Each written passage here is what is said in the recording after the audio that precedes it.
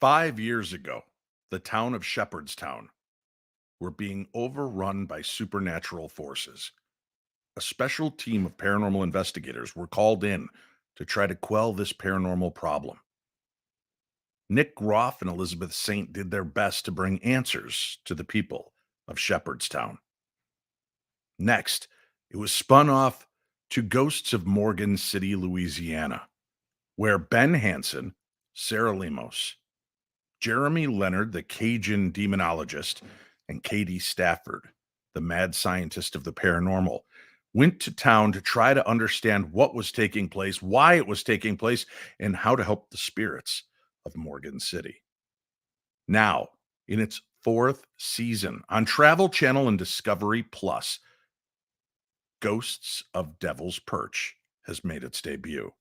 Every Sunday, you can tune in and check out a brand new episode of this program as we go to Butte, Montana, where Mayor J.P. Gallagher and Police Chief Lester have come up against a supernatural force of their own.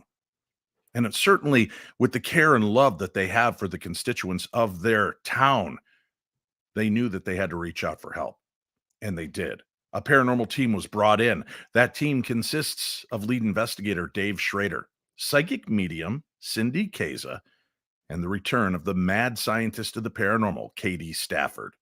They went to Butte to try to understand what was taking place, and they were not prepared for what they found and how quickly they found it. That's what we'll discuss tonight. The Paranormal 60 presents Ghosts of Devil's Perch Recap, Episode 1, Blood Feud.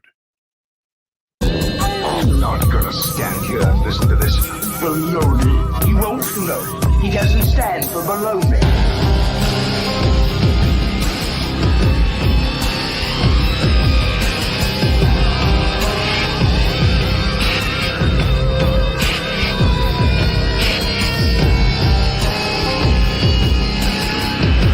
Sounds like a lot of supernatural baloney to me. Supernatural, perhaps. Baloney, perhaps not. Hello, my little darklings, and welcome to a special bonus edition of the Paranormal 60. And I'll be doing one of these every week for the next 8 weeks as we unwrap each package from the previous week's episodes of the Ghosts of Devil's Perch. This was an exciting new series to be rolled over onto. Obviously, I'd come from a TV show, The Holzer Files, where I walked in the very long shadow of Dr. Hans Holzer, one of America's preeminent paranormal investigators. Along with Cindy Kaza, the medium, and our good friend Shane Pittman, our tech, we got to reopen and examine case files from this legend in the field. Sadly, the show was not renewed for a third season, but an opportunity came calling. The town of Butte was dealing with the paranormal, something that had always been a part of their history, but there was a current uptick in the activity that was taking place. Something a little bit more unusual than what they were dealing with. They asked us if we would be willing to step away from the Holzer Files and step into the Ghosts of series to examine the town of Butte, Montana. And we got to spend 3 months entrenched in this town, surrounded by the townspeople, surrounded by the legends and lore and history. And there we were officially introduced to Katie Stafford, who is an Iraqi-Afghani war veteran. He builds amazing equipment to try to bridge the gap, the chasm between here and the other side, to try to help us communicate with the spirit world in ways that corroborate what medium Cindy Kaza can do. Now, an important element of the programming that I've been a part of is the history. Diving in and understanding the stories that came before our venture to Butte, Montana, the Devil's Perch. And as you've seen on many different programs, we would encounter many different historians from many different locations, each one very adept at telling the story of the people that lived, worked, and bled in these locations. This season, we met a historian that we got to keep for our very own. And it is a love story, folks, because this guy came in like a whirlwind and all of us fell in love with him. And watching the comments from the TV show and all the great things you guys had to say during the live tweets and the messages about tonight's program, I knew I had to have him join us because I wanted an official introduction. He is a former high school teacher. He is a historian. He has a very secretive little group that he works with. We'll hear a little bit about that. And he's also the tour guide for the walking ghost tours and the trolley ghost tours in the town of Butte. This guy is entrenched in every aspect of the history, and I love that. And it wasn't some dry, boring Ben Stein historian.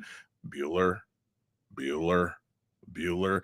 Like I said, this guy came in like a whirlwind and had information and brought it to us in a way that is captivating. And you're going to absolutely love him as the season progresses and he becomes an integral part of our team. Ladies and gentlemen, please help me welcome from the Spooks and Spirits.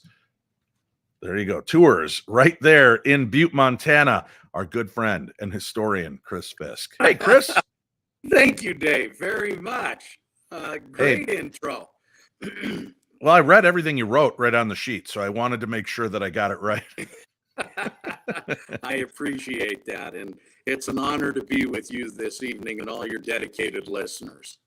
Now, we're getting a little snap, pop, and crackle on your audio here, which is known to happen. Butte is not the best when it comes to technology. I think you guys just got one of those moving picture theaters there in town, didn't you?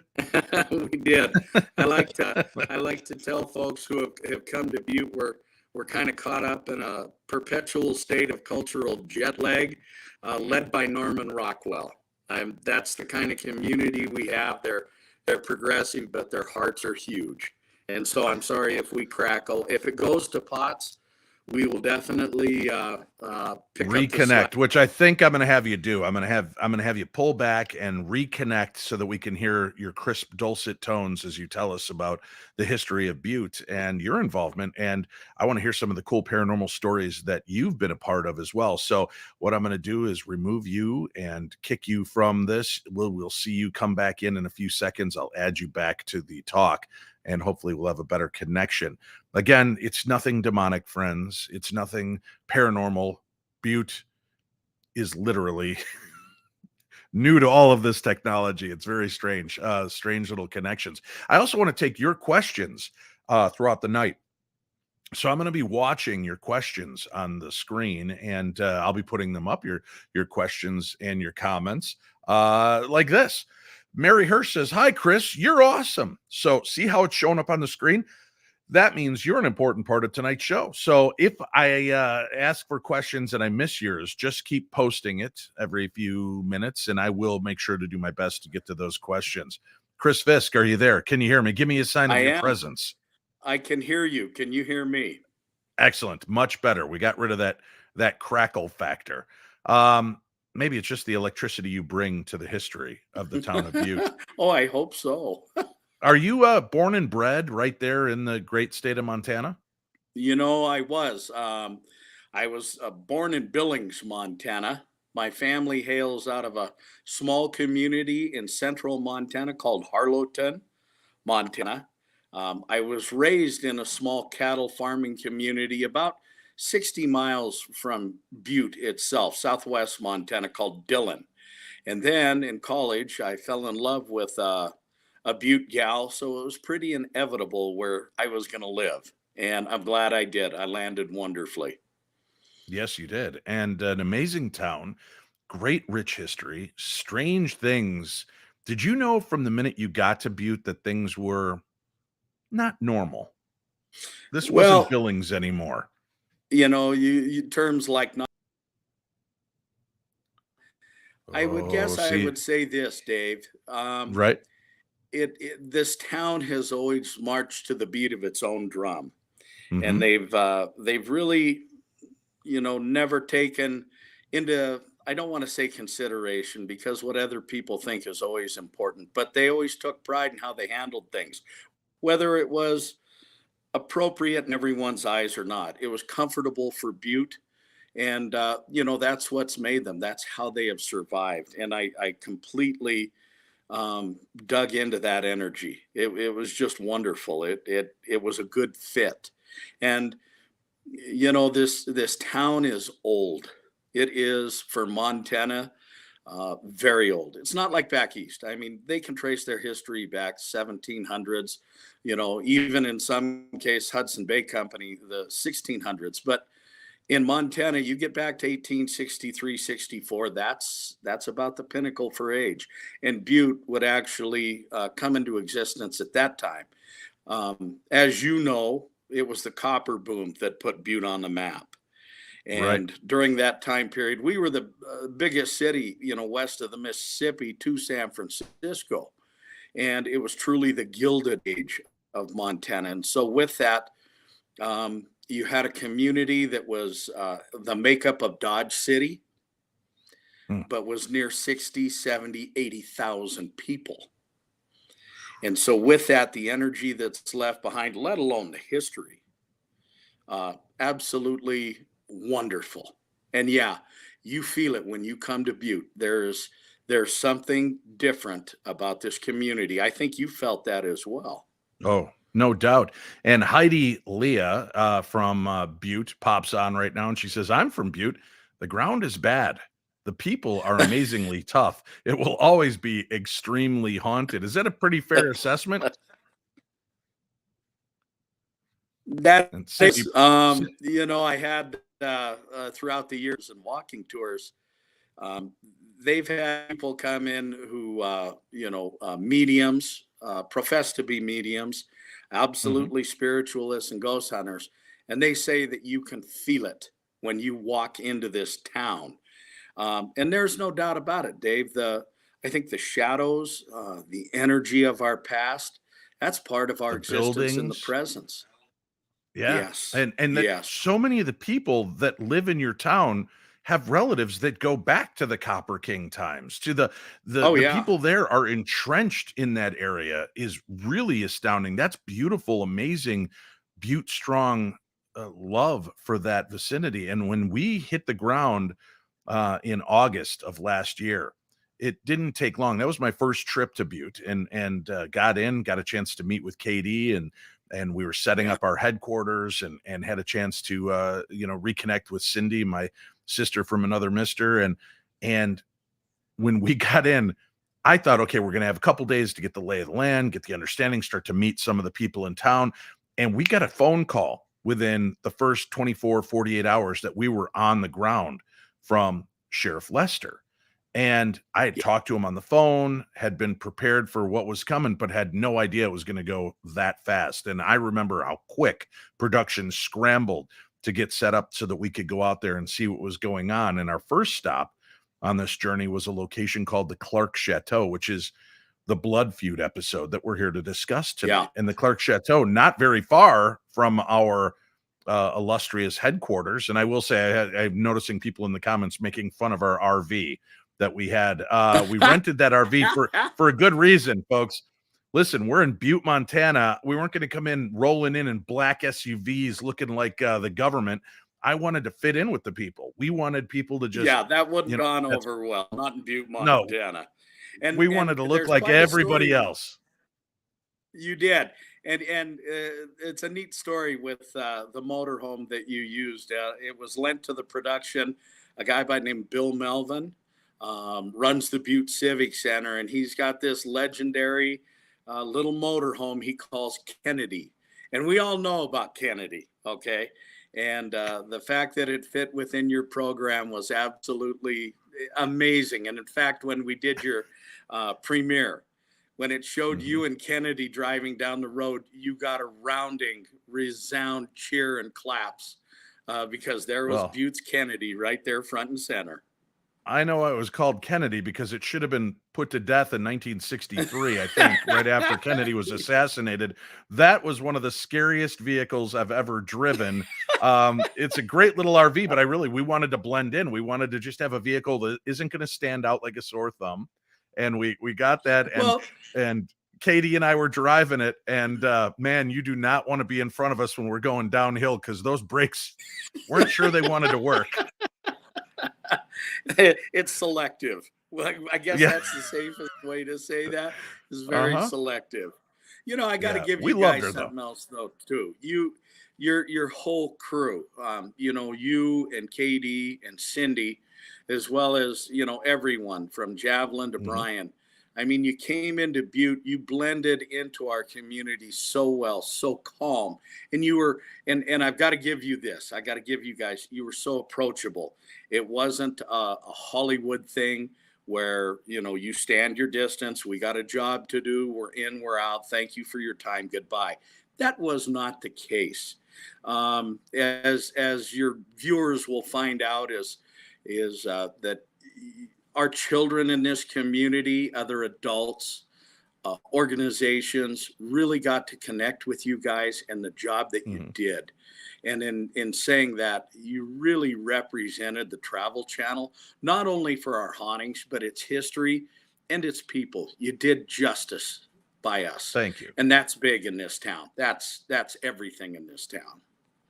That was our hope. We wanted to fit in. We wanted to just kind of blend from the beginning. Although I don't know if you 6'1", 300-pound guy in shirts and vests and bolo ties really kind of blended. But I finally got to break out my bolo ties. I was in Montana. I'm like, yeah, I'm Yeah. doing this. I'm coming out. And I remember funny when I showed up on set the first day with my bolo tie and I had it down and we were going. As a matter of fact, that call came in so quick, you'll notice that my bolo tie is down throughout the entire episode because we got a call. We just ran out the door. I never ended up pulling up or getting ready for it. My top button's undone. My bolo's undone. But I remember the director goes, "Are you really going to wear that?" And I'm like, "Yes, sir. Yes, I am." And after like episode 2, I showed up one day without a bolo, and he's like, "No, go back and get a Where's the bolo. You bolo? don't look normal without one." Yeah, So let's, it was fantastic. What comes to yeah. mind, Dave, was an example that you and I think KD was involved as well. One evening we were Mhm. doing a hauntings trolley tour, history and hauntings, and you were sitting right in the middle. It was cold. We had the sides off, so you had a hat on and your hood up. And we Mhm. were talking about, we went by the Baptist church in Butte, which was our headquarters. And I shared with them that's the headquarters of the new series being shot for the Travel Channel called The Ghosts of Devils Perch. And someone said, "Well, who's doing it?" And I said, "Well, it's Katie Stafford and Cindy Keza and Dave Schrader. And do you remember the gal in front?" She said, "Oh my God, Dave Schrader from the Holzer Files, and you're sitting 10 feet from her." I said, "Yes, that's him. He's in town." And I said, "In fact, ma'am, he's a lot closer than you know." And got to meet you when we got off. So Yeah. that was a big hit. That was a huge hit. Here's a quick question from the audience. Dave Dyer says, "Was KD there ahead of you and Cindy for a bit, or did he spread out into the basement lab like a madman? He seemed like he'd been living down there when he took Chris down to show and tell." Actually, he did get in. I think he got in like a week before us. Cindy and I had other engagements, and KD had come in a week because he had a trailer, he had everything. He brought his entire lab or a big chunk of it in there, and then as he's looking through, he went right to the bat cave, and I was like, "Damn it, why isn't that my lair?" But he got to be in the coolest part of the building, literally the coolest part of the building, and got to do his work down there. So good question, Dave. Yeah, KD beat us there. But all right, so now let's get back to it. We drive down the road, we get to the Clark Chateau. Taylor, one of your Yes. residents, had been there for an engagement that night doing something, and then in washing uh their hands after a bathroom break, and suddenly felt this overwhelming pain, and there were these horrific scratches. We got there and the medics were just patching her up, and her friend showed us those photographs, and you could see in Taylor's eyes just this kind of blank, kind of, she wasn't sure Yeah. how to react. It was still Yeah. trying to process. And I want to tell you, from Holzer Files, getting knocked on my butt a couple times, when it first happens, your initial reaction is you think you'd be terrified and Scooby-Dooing it out the door. But your brain is like, did this happen? Am I awake? Is this real? And that was a really kind of, that was one of the more frightening moments ever in my career, because I've seen little raised scratches here and there. I've seen, Yeah. this thing looked like Freddy Krueger came at her. That was really terrifying to me. I was One like, of and the then Katie, Yeah, Katie and I had to try to keep it cool because we got the cops there. We've got her there, emergency vehicles, camera crew, and we're both like, you could see in our eyes, we're looking at each other like, what the hell have we gotten ourselves into? Exactly. And although not that traumatic in most cases, those I think were the calls they were starting to get. Taylor, a former student of mine, one of the most legitimate, strong individuals that I probably ever had in class. And to think that she got that, I don't want to use the term scared. Right. Well, we're having some connectivity issues. Or like, Right. She wasn't scared, but you could definitely tell that she oh, was rattled by this experience. oh, definitely. Those were gouges. And the term she used that was reminiscent of other experiences that we've heard of over the years, she said it was a gouge. It burnt. It felt like it burnt. Not like if I can say it, not like a chick fight, where you get scratched. That was not the case. She No. made the comment, it burnt. It was hot. And so I can only imagine, um, prior to seeing the actual part of that, what that experience would be. But you could definitely see it on her face, and talk about timing. They had gotten quite a few different odd calls, and it's not like Butte's this, massive town that nobody talks to each other. I had been called on a couple of incidences at other residences and occurrences, and even questioned myself. How do we handle this? What do you think of this? And I always tell them, up to this point, hauntings in Butte and ghost hunting and the paranormal, for Mhm. the most part, a part of entertainment. It had never been anything threatening. And then all of a sudden, these fun Casper the Ghost moments, Dave, they really started, for a lot of these folks and the people in charge of protecting us, these were turning into nightmares. I mean, these were real Yeah. serious occurrences, the kind that you hear of, that you Right. never experienced, but all of a sudden, Butte, and we're ankle deep, There was a grand Right. example of that. Well, and we're getting a lot of great comments. People love the show, loved what they saw in here. And I want to, obviously, Taylor had an experience. I want to talk about Frankie Angel's experience in a little bit. And then I'm going to tell you a freaky story that didn't appear on the episode regarding Frankie Angel. So please remind me of that if I forget, Fisk, because I want to make sure we cover that. But I will. so we get in there and we kind of do a baseline investigation, and we're getting stuff going on. Doors slamming. We could hear footsteps in the building. We're getting immediate EVP. One was very threatening towards Cindy. Um, and we already had a concern, and I know she's well grounded. She knows her thing, but I have this big brother Yeah. problem where it's just like, I'm in a place where a woman was just brutally attacked. And there's no other way to look at it. When you have 4 or 5 big bloody gashes on your back, that's a brutal attack. And I'm worried because Cindy, we're now asking her to go in and open up psychically to whatever's in this place. And Cindy always kind of scoffs at me when I'm showing such concern. She's a sweetheart. I know she's also trying to help keep KD and I grounded, because if she starts losing it, I don't know that we would have been able to make it through after that. Yeah. So when your medium's like, oh, I'm not going in there, that would change the feel for all of us. But she keeps herself well grounded. But we were having immediate activity in this location, and I remember kind of sitting down for our first meeting with you as people saw you come walking in and had information. Were you surprised to know that we'd only been there less than 48 hours and already Yeah. something was going on? I thought you guys had been here for a while and were, completely in tune as to, the things that were going on. And you may have had some clues to that, but certainly not to the extent of the calls you got that night. Right. As far as sending Cindy in, I mean, you got to think about this. Taylor had just gotten attacked.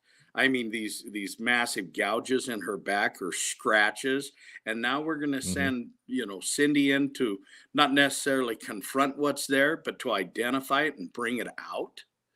I mean, Yeah. even as a historian, there's an extreme level of concern there. And talk about pro, no fear at all went in, Right. and a lot of folks might look at that skeptically, or you hear the term psychic or medium or whatever, I can assure you this Cindy Cage is the absolute real deal, period. Yeah. I've never seen anything like it. And you know as well as I, throughout this whole process, we spent a lot of time together.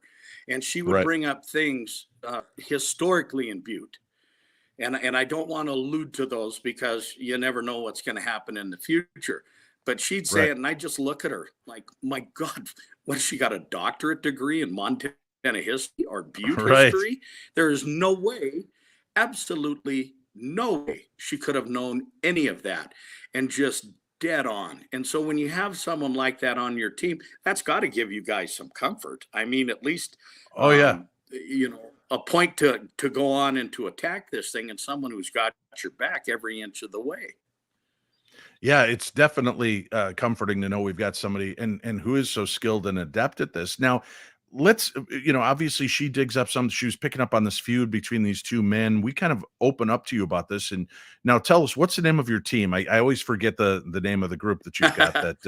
Well, obviously there's, in teaching full time at the time, there's no way to jump into the books, into the research and the archives as quickly as I would like. But over the past 20 years here in Butte, I've surrounded myself with some incredible people. I call them the Wolf Pack. That's And it. when we have to find something, when we need to get after information or get some definitive answers, and it's beyond me or time elements are at play, I call the Wolf Pack. And their names are Lindsay McCahey, Jim McCarthy, Karen Dolson, Holly Carpenter. We throw it out to them, and within minutes, I mean, it's like having your own dedicated research analyst, but they're Right. so knowledgeable Butte about Google. the history of Butte. It is. They really Yeah. are.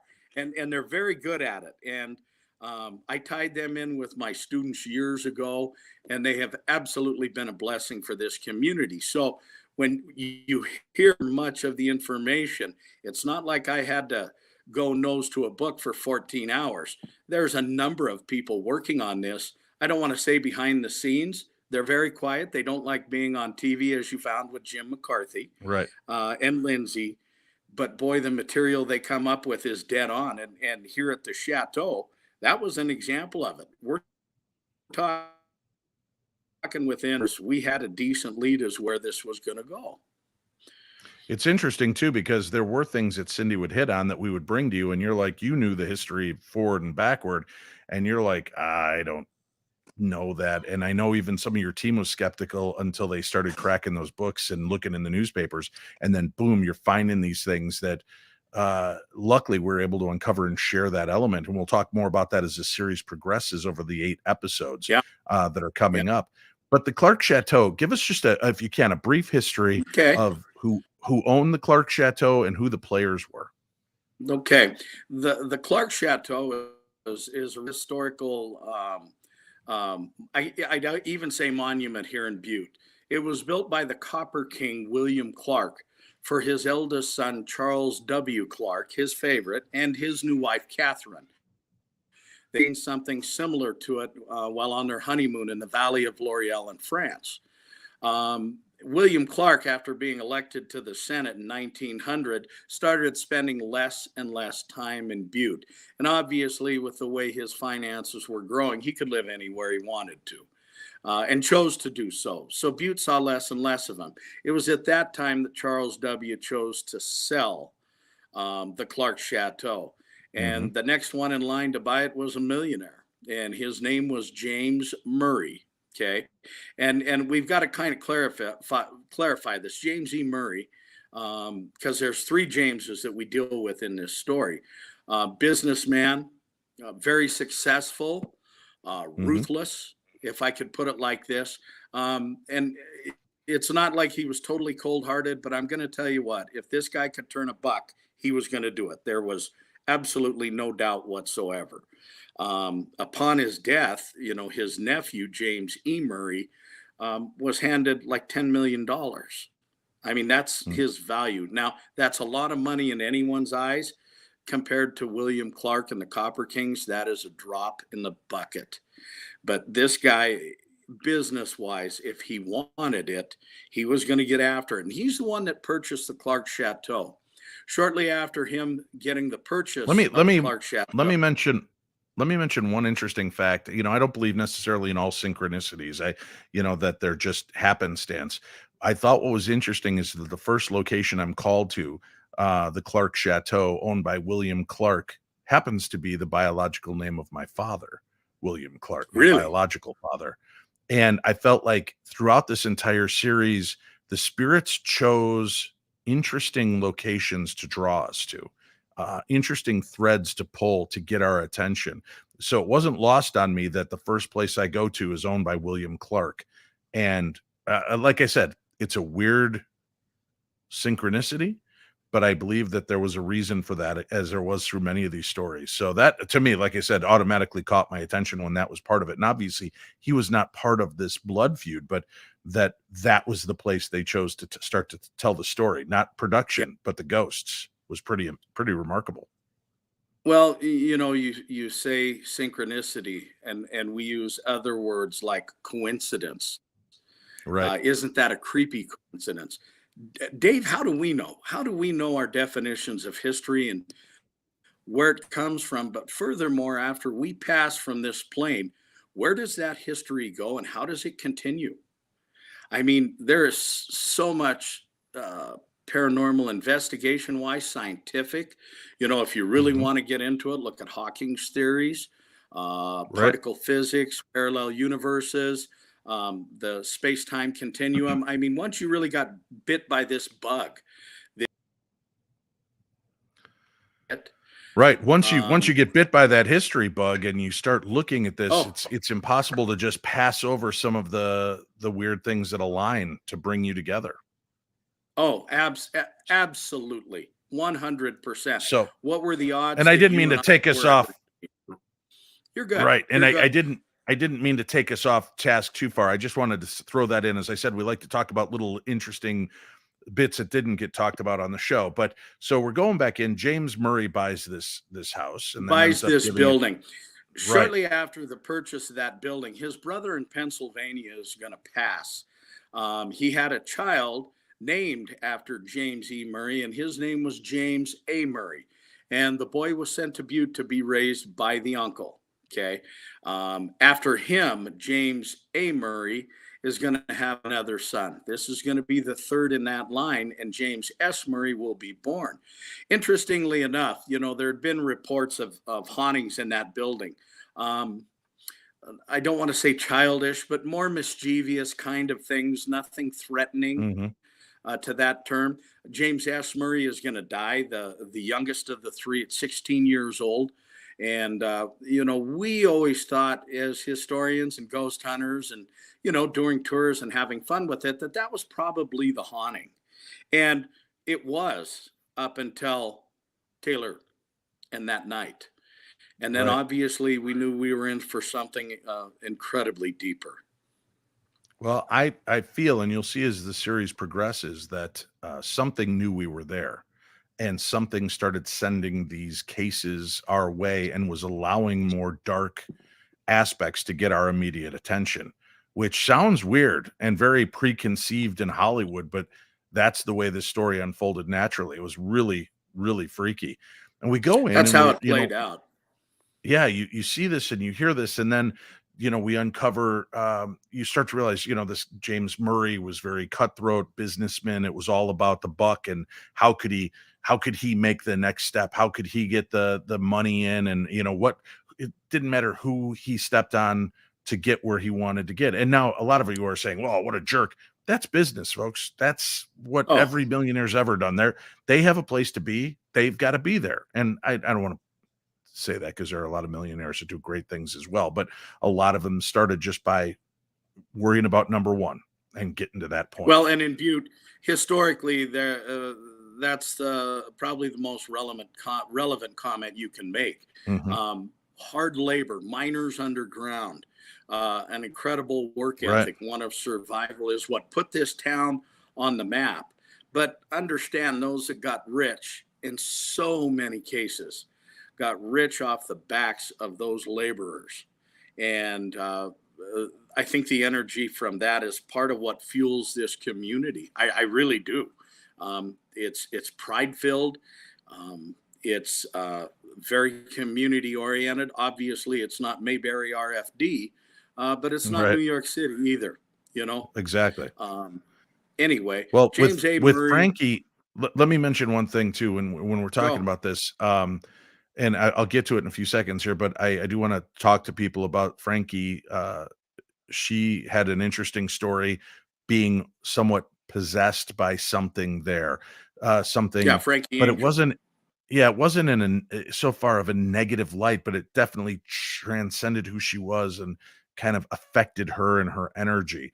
And that was another telltale sign of again something trying to get the attention and screaming out to be heard and recognized. Yeah. Um, but James A. Murray in his travels, we end up finding out throughout this episode, he crushed somebody that held a lifelong Oh, grudge and maybe into the afterlife. yeah. Well, remember who we're dealing with. We're dealing with a guy who is used to getting his own way. He's Hmm. used to making money, taking advantage of situations wherever he could. And he did it without really a lot of conscience. Okay. It wasn't something that I think he ever lost any sleep over. And the guy that he went after and really took to the clears was a guy by the name of Ferdinand Van Zant. And Hmm. Ferdinand, all indications, very classy, very trustworthy, hardworking, import to Butte, okay, and was really on his way to making a fortune for his family, and his legacy was being entrenched until James A. Murray. And that's where the story really gets sad. And obviously, we don't have these things at our fingertips. But when the wolf pack found that, I went, "Oh my gosh, here's your bluebird right here." Right, Um, right. We get that EVP, that message, Bluebird, that we're able to uncover. There's a woman appearing in blue trying to get our attention. There's the Bluebird mind connection. And James A. how Murray, about right, the with Van Zant. bathroom? Did you notice the bathroom color?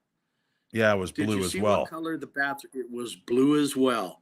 Yeah. And all of those signs coming through, and my gosh, I mean, you put all those together is, for your listeners in a nutshell, Ferdinand had built a very productive silver mine here in Butte, just outside of Butte, less than 2 miles between here and a place called Rocker. So, if you will, back then we were all one city, but Hmm. James A. Murray wanted it, and Van Zant didn't want to sell it to him. That was his legacy, and James E. Murray did not want to take no for an answer. So, is what he did is it started buying up the claims around the Bluebird, and there's actually a term for what he was doing.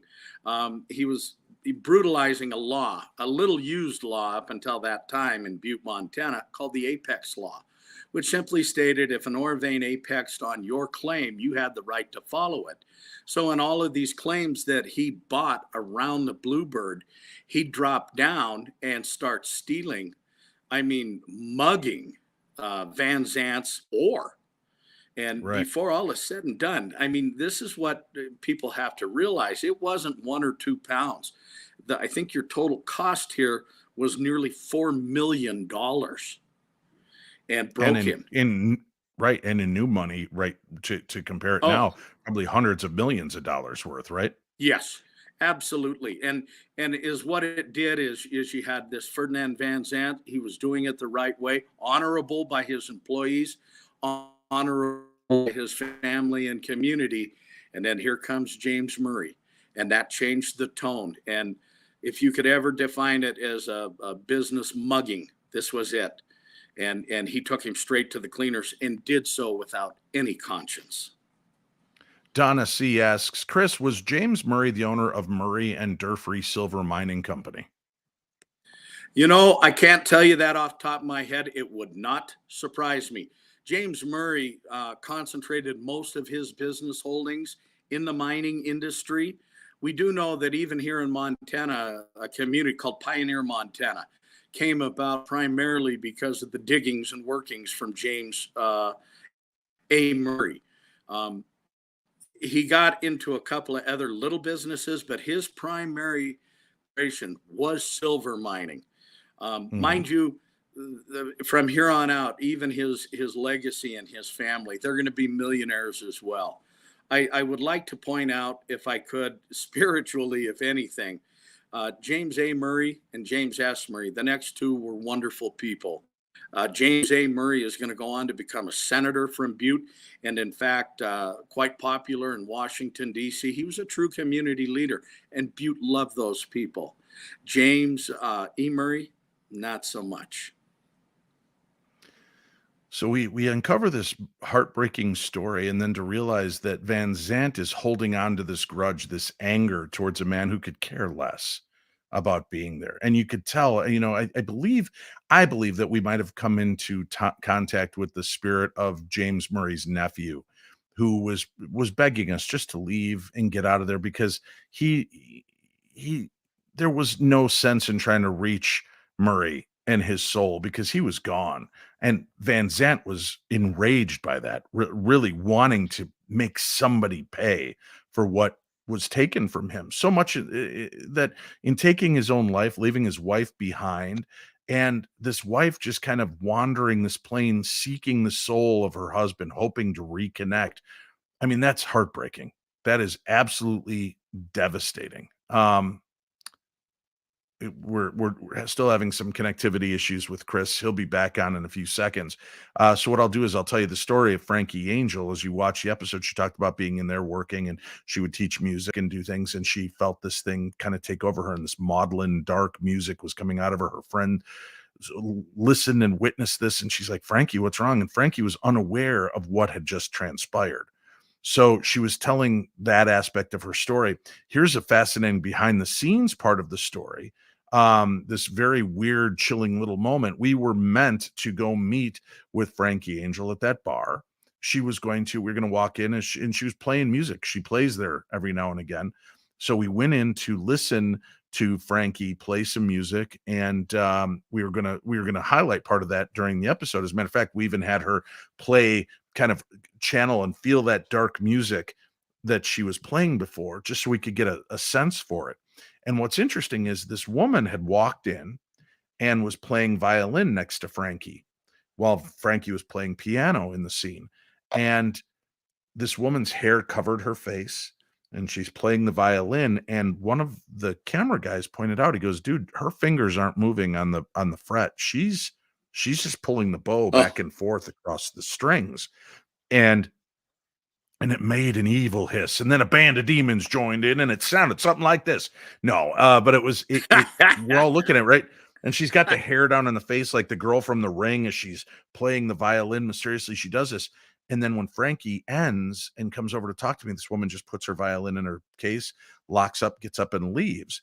And after she left and Frankie told me her story, and we had that moment in the bar, um, we had to have that woman sign a waiver saying she was okay with us using her on film. She had shown up for the filming, had done that, and we assumed she was a friend of Frankie's. And Frankie said, "I have no idea who that woman was. I've never seen her before. Uh, she doesn't play here. I don't know why she was here." So that was really strange. And then we were there for over 3 months. Nobody found this woman again to get her to sign off. So that's why that scene doesn't show. So something supernatural, something just weird, a violinist that wanted to be a part of playing this music. I don't know, but that was, again, just a weird little insight to things that didn't make the episode. But Frankie was being vignettes affected. like that, though, that happens Yeah. all the time in Butte. Oh, I'm glad you brought Frankie up. Frankie Angel, so legit, Yeah. and a wonderful part of this community and her talents. If Frankie says it, that's it. That's all there is to Mhm. it. And to think that someone else had showed up, Dave, that wouldn't surprise me if she was not part of the Butte community, at least not on this plane, maybe another. And Right. as you guys found out, things like this have been occurring. I mean, really extreme.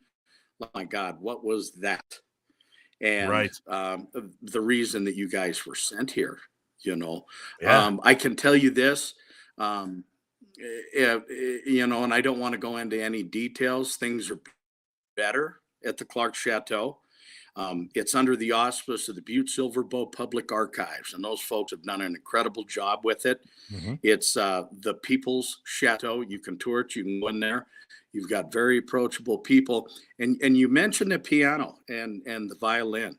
They do a lot of musical, artistic events there, and so that does not surprise me that occurred. I feel bad that happened to Frankie. Okay.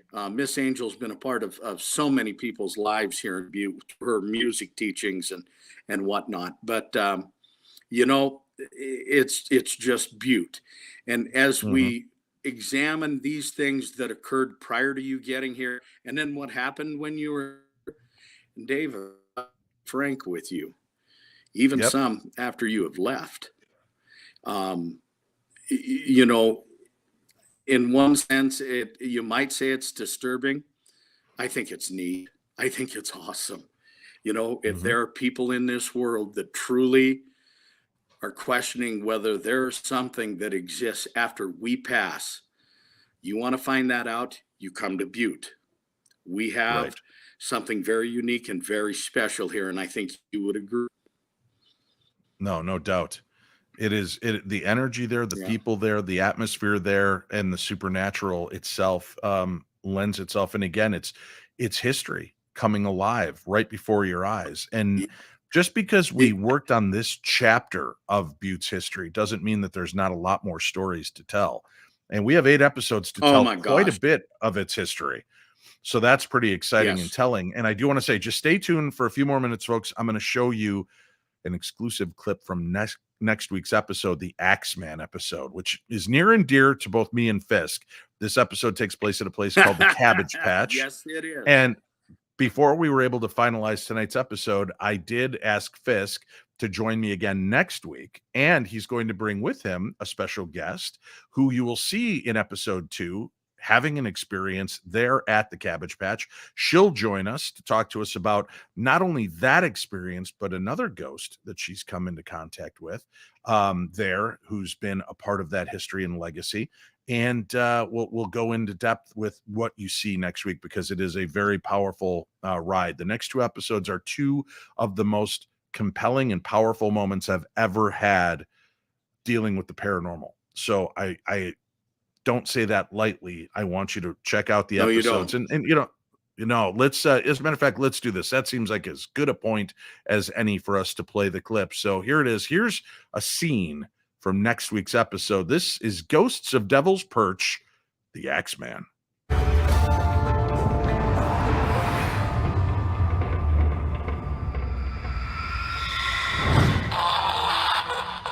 Who's the bad guy here? Me. I shot him. Again. Okay. Who did you shoot? Richard. Okay. Okay, you shot Richard? I want to know why you shot Richard. Was it self-defense? I'm not accusing you of...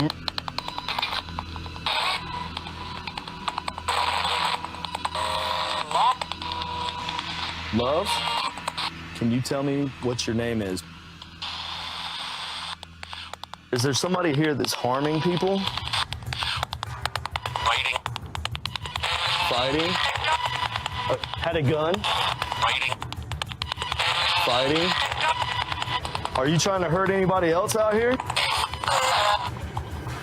Did it say Dave Schrader? Are you sensing it took place in here as well? I'm not sure. I just sense this woman, something went down. There's something that happened one night where somebody got killed. That I feel sure of. This woman is pissed. Please tell everybody to kill him. What the Dave? What the No! What happened?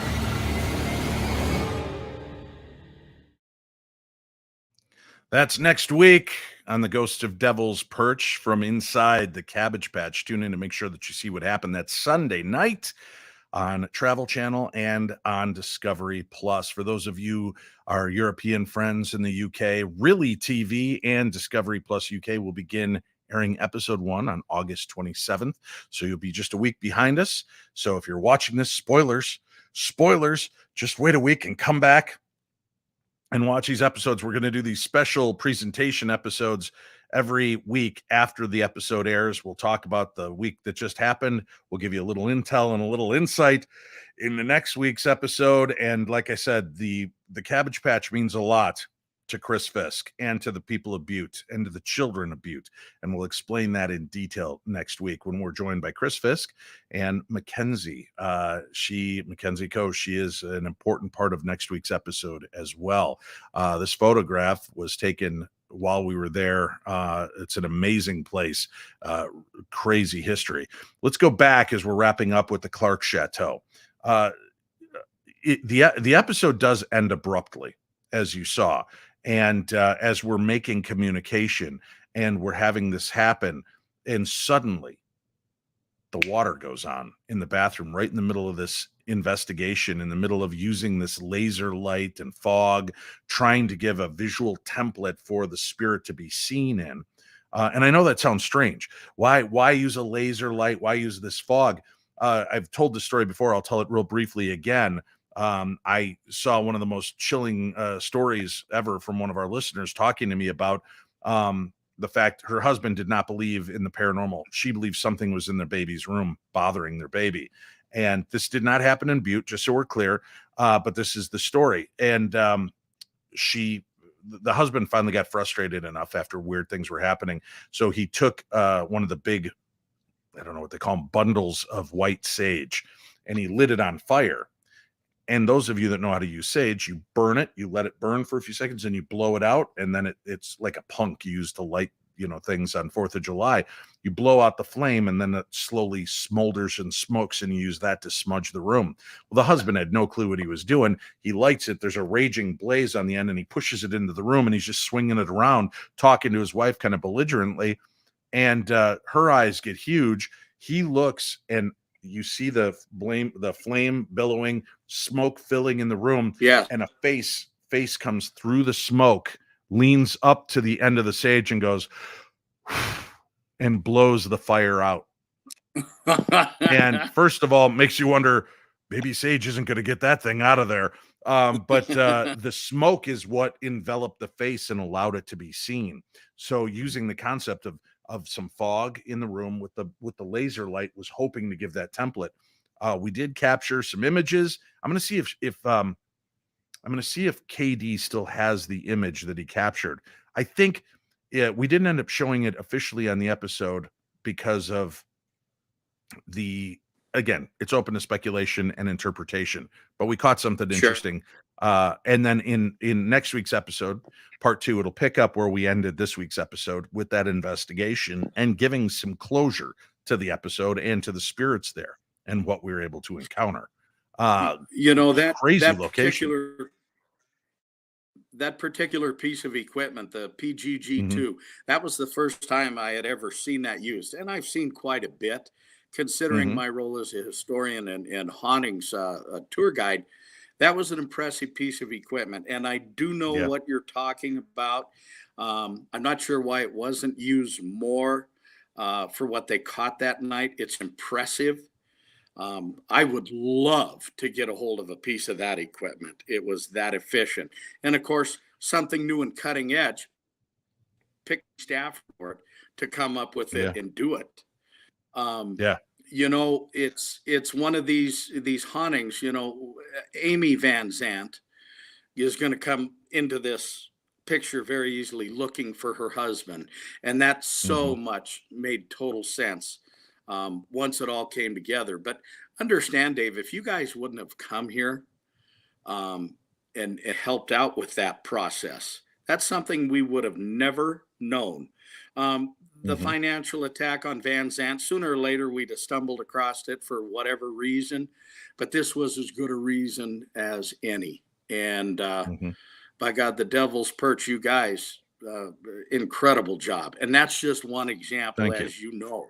Next week, as you showed on that video, what occurred at the patch, the Cabbage Patch, that was a sacred place to me and my students. Mackenzie Coe who had that experience. Right.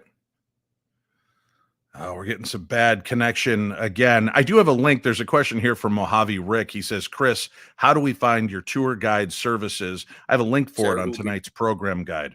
So if you're looking to connect with Chris Fisk, Okay. it's on the link, but you can look up spooksandspiritsmt.com. So if that's too hard to remember, the link is on today's program guide to make it a little bit easier for you. Sorry, Chris, when we lose your connection, I just start filling in. So I don't mean to make it seem to you that I'm over talking you, but Dave, I don't want to give anything more away about Spooks and Spirits. Right, and we have a link up for that too to follow, so you'll be able to catch up with Chris and that, and we're going to have Chris on more of these episodes. He'll be back again next week, and we're going to tell you why the Cabbage Patch is an important part of their town, its history, the legend and lore, and what we encounter there. And Mackenzie Coe will join us. We're going to have a great chat with her as well. It's going to be an interesting season, and I hope you enjoy these extra little bonus snap-ins that we're going to talk about. We have just a few minutes left. I want to mention another interesting thing that we didn't end up showing for the series. Again, you only have 42 minutes to tell a story. And because there was so much going on in the town of Butte in so many different angles, you sacrifice some pieces for the other. But as you saw at the end, we have communication. You'll see what happens with that communication in the beginning of next episode that we try to help out. But we were able to uncover an original Bluebird mine stock certificate, and we make it out to the name of Ferdinand Van Zandt, and we went as a token and put it back in that area where the mine was, and we offer it kind of an offering. My team, our team put together to give back to Van Zandt, to let him know his story has been heard, and that we would share this, and that he wouldn't be forgotten. The Murrays, the Clarks, the other Copper Kings, their stories are always going to be remembered. But what we forget are all those whose blood, sweat, and tears came to build the town of Butte, the town that is still thriving to this day because of that work. And a lot of people have asked, why do we think it's so haunted? Well, right now, your town is in the middle of restoration, cleaning up, fixing up, doing stuff. You're filming other TV series there. You're filming movies that have passed through there. So you're constantly stirring up energy, building and tearing down, building and tearing down. You're just creating kind of this paranormal template for this kind of activity. So that's part of why we believe it's going on. You'll find out more as the season progresses. Let me pull up a couple questions here if we can do a couple quick. Here's a good one. Azriana Trudell says, how much was left out? Well, Azriana, if this helps you, we film each episode's between 5 to 7 days long filming, 12 to 14, sometimes 16 hours a day filming, gets pared down to 42 minutes. So we cut a lot of stuff out, unfortunately, but we do keep in the meat of the story, all the things that are falling into place, because there are a lot of pieces of puzzle that don't fit and may not yet. Maybe if we come back for another season, those pieces are going to start to come together to show a picture that we're going to need to continue on with. Let's see. Laney says, how long will the show be airing? Please tell me it's going to be through the winter. I wish it was. We're 8 episodes long, which I'm very pleased to be a part of. First episode this last Sunday. I think the last episode ends around October 9th. Fisk, is that right? Correct. Yes, sir. Yeah. October 9th is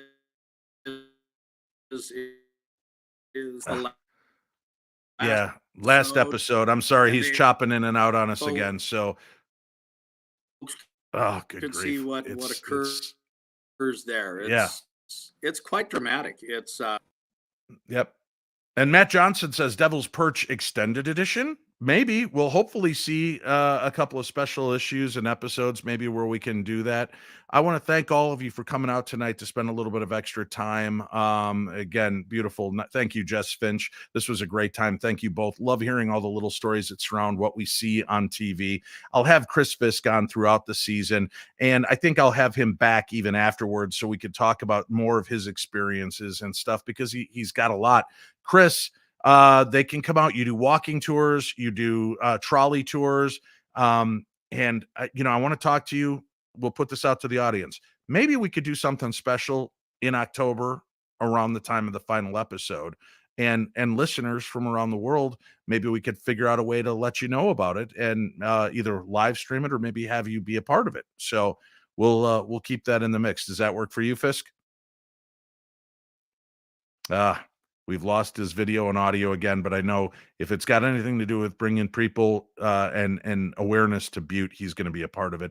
I want to thank you all for being a part of this. Thank you for allowing me into your homes, not just here on the Paranormal 60, but with the new show, The Ghosts of Devil's Perch. I will be back with you this Friday. We've got an interesting show coming up. We've got Don't Fear the Reaper News Edition. Myself, Eric Folsom, and the Colonel, Martin Vaez, will be here. We've got a challenge in the beginning of the episode that goes throughout the episode. And we're going to tell some interesting stories about those that have cheated death, how they did it, and how their lives continued on. So that's just part of the news that's coming up this Friday. I'll be back again next Monday with more stories, more of the supernatural, and great tales to tell. And next week, we'll be back with another edition of this program right here. This is the Paranormal 60 presents Ghosts of Devil's Perch.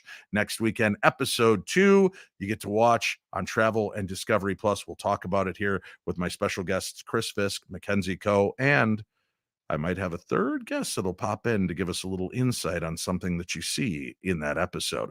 Until next week, my friends, and until Friday when the news is here for you, God bless you all. Thank you so much for being a part of our world, and we will see you again on the other side.